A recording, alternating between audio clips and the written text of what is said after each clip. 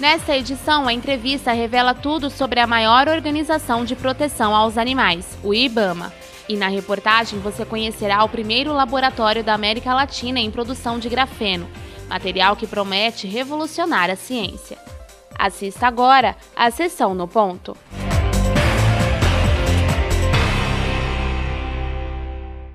A crise política vivida no Brasil, além de todas as suas consequências práticas negativas, pode ter também um efeito simbólico devastador. É a cristalização da ideia de que a totalidade dos políticos e, consequentemente, a própria política são agentes nefastos e corruptos. Na esteira dessa crença, nega-se o papel de instituições que são essenciais a uma democracia, cujo exemplo emblemático é o Congresso Nacional. Ainda que, lamentavelmente, muitos parlamentares estejam implicados em crimes e desvios e não se pautem pelo interesse público, é preciso que a sociedade tenha clareza de quão fundamental é o parlamento na determinação dos rumos do país. A tarefa a ser cumprida é criar regras que possibilitem a eleição de gente séria e disposta a trabalhar pela população, e não em benefício próprio. Atuemos todos nesse sentido.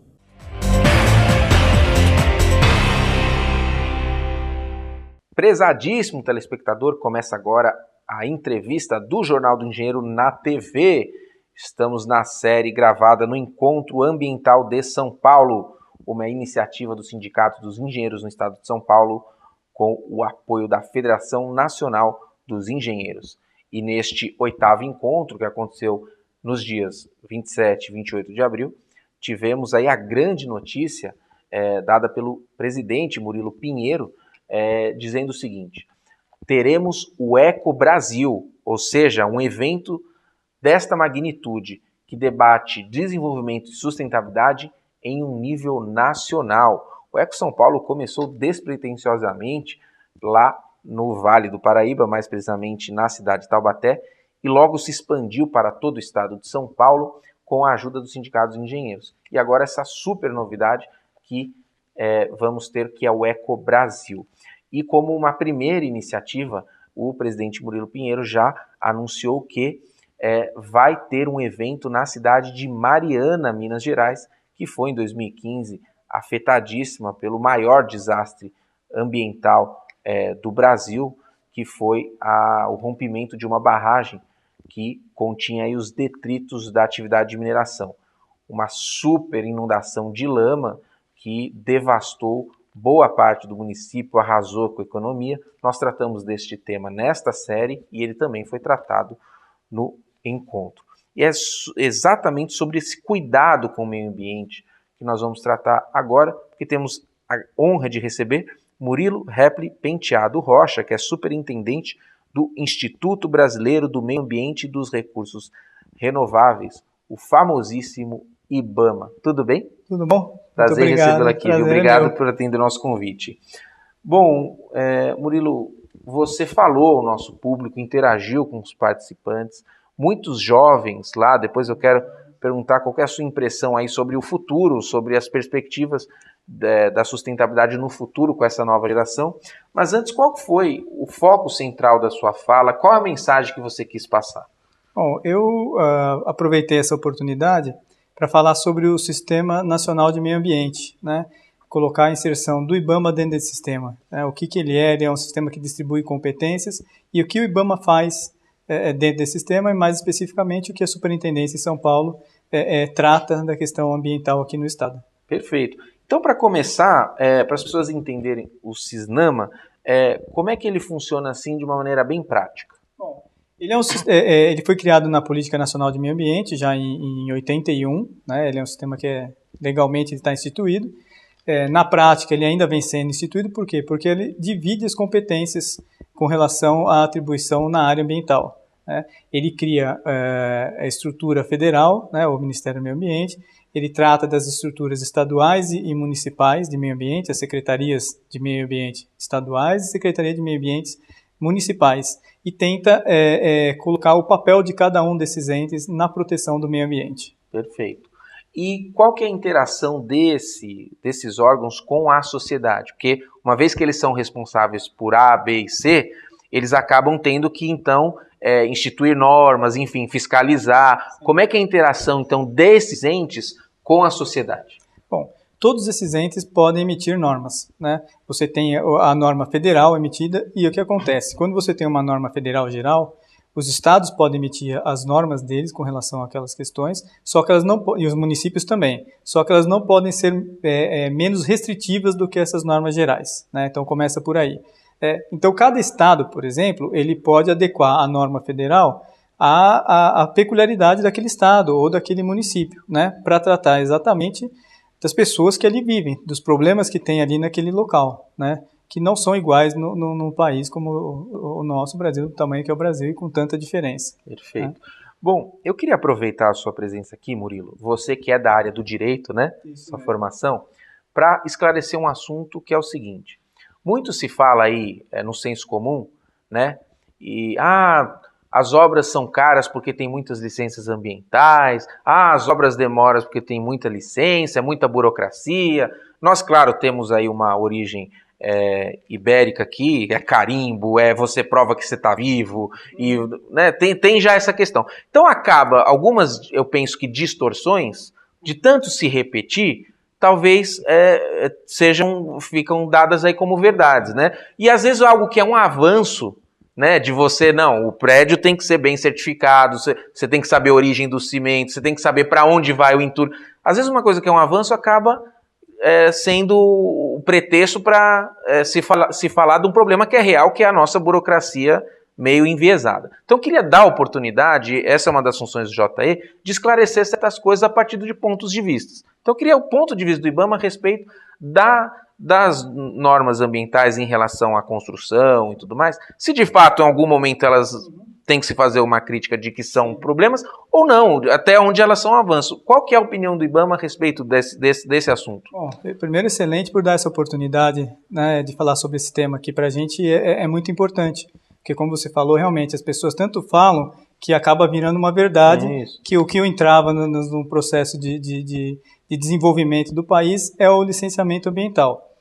Não é lógico que o licenciamento ambiental tem muito que melhorar e tem que ser melhorado. Muitas questões burocráticas que não são tratadas também no licenciamento ambiental e a eles são imputadas também, não tá, com as questões fundiárias, questões de justiça, né? Muitas vezes os licenciamentos são judicializados e é por isso que eles levam tanto tempo, né, para percorrer o seu trajeto todo, né? Mas o licenciamento ambiental ele é importantíssimo, né? Ele é importantíssimo para a segurança de uma obra, para que aquele habitat, aquele local onde a obra esteja sendo executada tenha o menor impacto possível, né, que ele possa ser mitigado, né? Inclusive dentro do licenciamento tem questões, por exemplo, questões até sociais, mais sociais do que ambientais que são vistas. Então assim,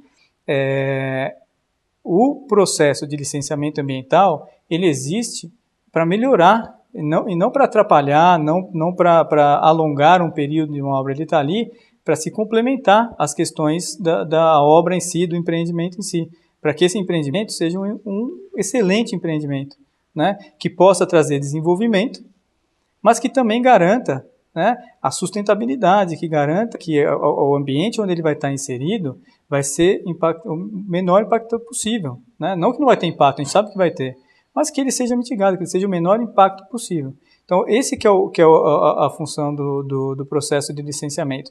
Existem questões específicas, burocráticas, que tratam? Existem. Está tendo agora até um projeto de lei aí de licenciamento, né? Existem vários projetos, alguns que são absurdos, que querem cortar o licenciamento de uma forma total, né? Mas tem projetos que tratam da questão, que tentam cortar algumas etapas, que tentam melhorar as questões burocráticas e deixar dentro do licenciamento só aquilo que realmente é interessante para a execução de uma obra ambientalmente adequada.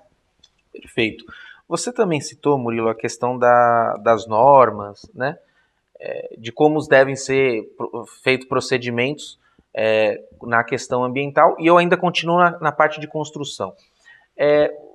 Você conhece alguma iniciativa de que determinadas construções novas ou adaptáveis devam ter, por exemplo, captação de água de chuva, até para a questão hídrica? Eu pergunto pelo seguinte, nós tivemos em São Paulo recentemente uma super crise hídrica, né? E naquele ínterim a gente fala assim, mas poxa, não choveu? Não, choveu, mas não choveu no local certo. Então assim, eu vejo grandes prédios aí, muitas vezes públicos, infelizmente faraônicos, né? Com uma super laje, e até construções privadas, grandes shopping centers, né? Que poderiam, tem área para recepcionar água e destiná-la para algum reservatório que depois vai ser usado, né? Não é uma água potável, mas vai ser usado para algum fim. Existe alguma normativa em relação a isso? Dependeria de quem fazer se não existe? Existe algo parecido, não? Olha, pelo que eu sei, concreto não existe, mas eu sei que existem alguns projetos aí de lei, inclusive, que trata da construção, aqui, por exemplo, na cidade de São Paulo, da exigência de nas construções novas sejam feitas com essas tecnologias, né? Não só de captação de água, mas de melhora na questão de eficiência energética, de luz, do calor. Isso, claro, luz natural, né? Exatamente. Então, existem... Isso depende do Congresso, então. Tem que vir do Legislativo. Tem que vir do Legislativo. Tá, tem que vir do Legislativo, porque as normas das questões técnicas existem aí, NBR, existem as normas CONAMA e tudo, mas para que elas sejam obrigadas, né, para que as pessoas sejam obrigadas a implementarem esse tipo de construção, depende de uma lei. O que a norma vai fazer é regular tecnicamente uma obrigação que a lei já determina. Exatamente. Tá bom. Exatamente. Perfeito. Bom, esperamos que avance isso isso no nosso seria Congresso. Excelente, né? Seria muito bom a construção, não só das novas, mas aos poucos também, paulatinamente, as construções antigas irem se adaptando também. Perfeito. Bom, falamos aqui da questão do setor privado, da construção, quais são aí as responsabilidades. No próximo bloco, eu quero saber, sob a visão do IBAMA, qual é a responsabilidade individual do cidadão, né? Como é que ele pode zelar pelo meio ambiente, como é que ele pode ajudar na sustentabilidade? Podemos tratar desse assunto? Claro. A gente volta daqui a pouquinho, não saia daí.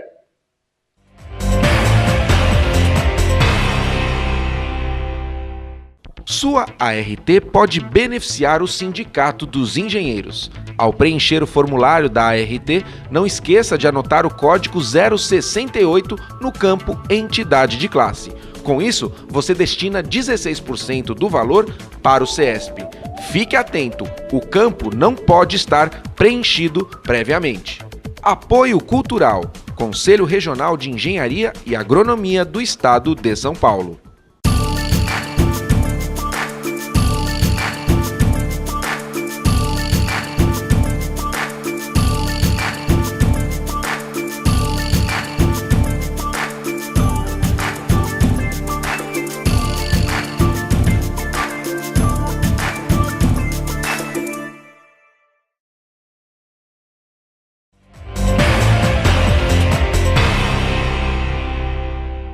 Estamos de volta à entrevista do Jornal do Engenheiro na TV, falando sobre o IBAMA e como ele se configura aí na defesa de uma sociedade mais sustentável. Por isso eu recebo o seu superintendente, Murilo Repli Penteado Rocha. Murilo, no bloco anterior ficou uma pergunta. Como é que as pessoas, qual que é a orientação do IBAMA para que as pessoas possam ser, de maneira sustentável, mais responsáveis, mais atentas? Como é que o indivíduo pode ajudar? Acho que a primeira questão que a gente pode colocar aqui é uma questão de forma geral, não só da parte ambiental também, de que o pessoal fala muito assim, né? Ah, não, o governo não faz, a prefeitura não faz, não sei quem não faz, mas ele esquece que ele tem que fazer, né? A obrigação, ela é do Estado, não tenha dúvida que o Estado tem a obrigação dele, mas ela não é só do Estado, ela é do Estado e ela é do cidadão, das pessoas, né? Então, acho que se cada um começar a prestar um pouco mais de atenção no que ele faz, de tomar ele próprio algumas medidas, né? Eu acho que isso já é o início. E aí sim, a partir do momento que você está fazendo sua parte, você vai lá e cobra que o seu vizinho faça, que a prefeitura faça, que o Estado faça e que a União faça, né? Eu acho que é uma questão aí mais de cidadania mesmo, né? Da pessoa entender qual que é o papel dele, qual que é a obrigação dele nessa proteção. Que a obrigação dele não é só cobrar do Estado, né? A obrigação dele é ele fazer, a princípio. é não jogar um lixo, é não colocar um sofá fora de casa, né? É não consumir demasiadamente, né? Ter uma consciência de consumo. Então, acho que isso é que as pessoas têm que entender e têm que absorver. E eu vejo até pela apresentação de hoje para o público jovem lá, que isso tem acontecido, né? As pessoas têm tido mais consciência, estão tendo um pouquinho mais dessa questão de cidadania incorporada. Você né? é otimista, então, em relação a essa conscientização? Eu sou otimista, sim. Bom, ótimo. Bom, falamos aí das obrigações das organizações, falamos dos indivíduos, mas eu quero saber o que deve fazer o IBAMA e o que ele faz efetivamente. O CISNAMA é só um braço, né? Só uma tarefa, mas eu quero saber, em geral, o que o IBAMA faz pelo meio ambiente, pela sustentabilidade. Quando a gente fala IBAMA, as pessoas pensam logo nas questões de fauna, proteção animal, né? É lógico que o IBAMA faz a questão da proteção animal também, né? Mas tem a questão da flora, né? Que também é conhecida, o IBAMA trabalha com licenciamento ambiental, né? Trabalha com as questões de qualidade ambiental. Eu coloquei na minha apresentação lá uma questão que poucas pessoas sabem, né? Que o IBAMA tem um papel efetivo, por exemplo, na questão do PROCONVE, né, que é o programa que trata das emissões, o quanto os motores podem emitir de poluentes. Né? Isso é um programa coordenado pelo IBAMA, ele trabalha com isso. Questões de importação e exportação de pilhas e baterias, por exemplo. Né? O IBAMA tem um papel importante na anuência, no controle dessa importação, na destinação desses materiais, né? Nós temos um trabalho também grande com as questões de Mata Atlântica, né? Dentro do processo do Estado, o IBAMA faz uma anuência à supressão de Mata Atlântica. Quando a supressão é muito grande, a gente tem que se manifestar. Então, assim, a gama de trabalho do IBAMA ela é enorme. E até por isso que é interessante a implementação correta do CISNAMA para dividir um pouco essa competência. Né? Por exemplo, as questões de fauna, que todo mundo quando fala em fauna fala do IBAMA, hoje a gestão da fauna no estado de São Paulo é do órgão ambiental estadual, a Secretaria do Meio Ambiente que faz essa gestão.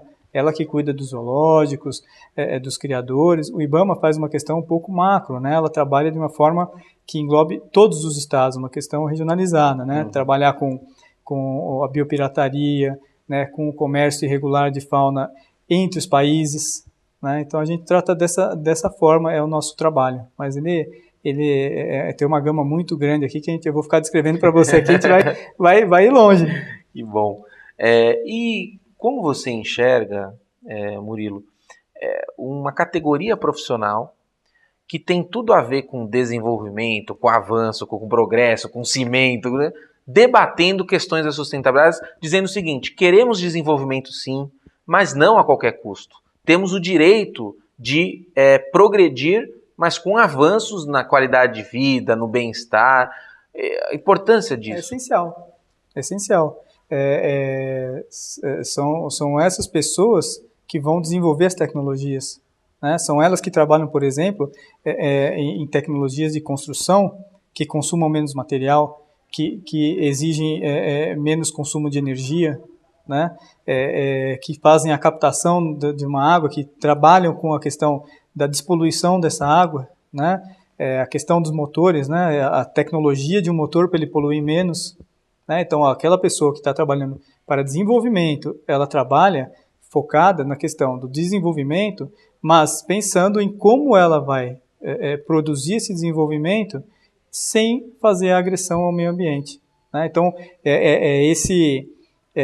dessa discussão que nascem as alternativas, que nascem as tecnologias novas. Então, acho que a profissão aí do engenheiro, ela está plenamente ligada, totalmente ligada ao desenvolvimento sustentável. Não tem como dissociar. Perfeito. Bom, instantes finais da nossa entrevista, eu quero deixar a câmera aberta para que você possa também deixar uma mensagem, como melhor você achar importante, frisar aí a sua vinda hoje nesse sindicato, a sua presença nesse encontro e também aquela mensagem que você gostaria de deixar para o telespectador.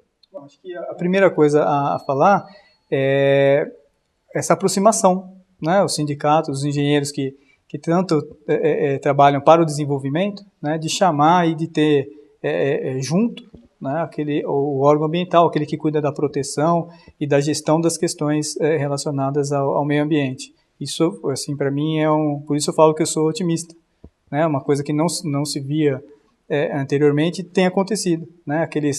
Aqueles entes que trabalham muito focado com a questão do desenvolvimento buscarem, né, os parceiros, aqueles que trabalham do outro lado ali para a proteção ambiental. Isso para mim é essencial.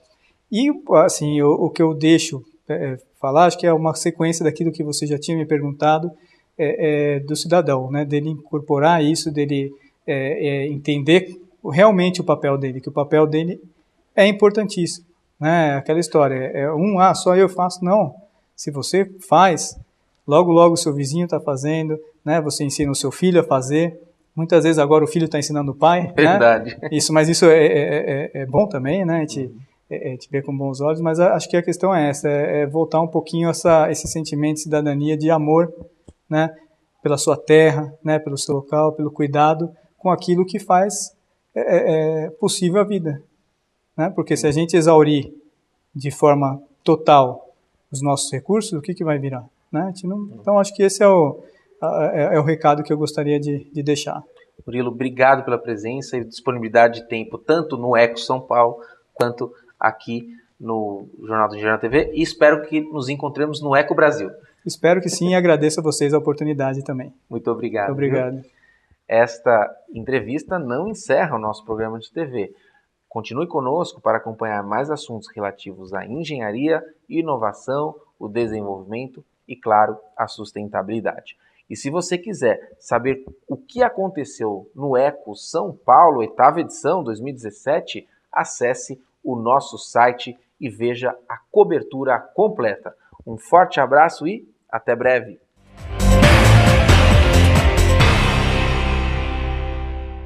Em São Paulo, no campus Higienópolis da Universidade Presbiteriana Mackenzie, um prédio de 7 andares se destaca.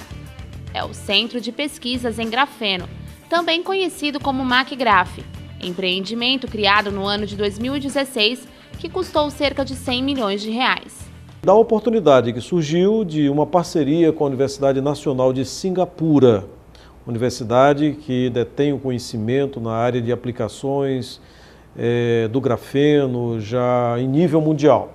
Mas afinal, que material é este que tem a fama de ser o mais resistente do mundo e que chama a atenção de diversos pesquisadores?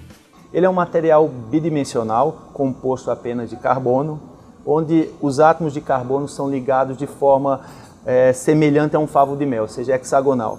Mas a espessura do grafeno é de apenas um átomo. Ou seja, se você pensar um pouco do material que produz o grafeno, que a gente pode obter o grafeno, que é o grafite, nada mais é do que várias camadas de grafeno empilhadas. Por ser bidimensional, transparente, fino, flexível e altamente resistente, o grafeno pode ser utilizado em diversas áreas da engenharia e também da saúde. Hoje em dia as aplicações podem ser tanto na parte eletrônica, na parte fotônica, na parte de materiais compósitos, na parte, por exemplo, de obter filtros para dessalinização de água, biosensores para detecção de células cancerígenas. Então, a gama vai desde a parte de engenharia, a parte de biomateriais, a parte de elétrica, a parte de pessoal que trabalha com tintas e vernizes anticorrosivos. Então, é uma gama, e é por causa disso que o grafeno tomou uma amplitude tão grande no mundo, tanto em pesquisa, tanto no setor industrial. O Centro de Pesquisas ocupa um edifício com área superior a 4.000 metros e possui 3 departamentos específicos, o da fotótica, energia e o de compósitos, sendo este último o que mais se utiliza do material. Um material compósito, por exemplo, o para-choque de um carro, em que você agregue o grafeno na composição daquele para-choque, você vai ter um material, um para-choque de carro mais resistente, mais leve e pretendemos com isso ainda mais barato. Então isso agrega valor. E tantas outras aplicações na área de compósitos, né, aproveitando as características mecânicas desse material. Atualmente o Brasil tem a maior mina de grafite do mundo, porém ainda não é o maior produtor de grafeno. O laboratório da Mackenzie foi criado com o objetivo de expandir o país na área de pesquisas deste material e quem sabe também se tornar um dos maiores produtores. E nós pretendemos já em pouco tempo ter contratos com indústrias que permitam, de fato, nós nos apropriarmos desse conhecimento científico, desse conhecimento tecnológico e termos a inovação tecnológica que vai gerar negócios, que vai gerar realmente que sejam de interesse da indústria. Para o pesquisador da área de materiais compósitos do Macgraph, Guilherme Fechini, o empreendimento, que tem interação com o curso de engenharia, trouxe grandes benefícios para a universidade, assim como poderá trazer muito mais para o país. Existe uma ligação muito forte, escola de engenharia, Macgraph, então é isso que faz com que o Mackenzie seja único e o Macgraph consiga crescer de uma maneira muito consistente. A gente quer ser um marco da ciência no Brasil, né? Para mais informações sobre este e outros assuntos, acesse o portal do CESP na internet.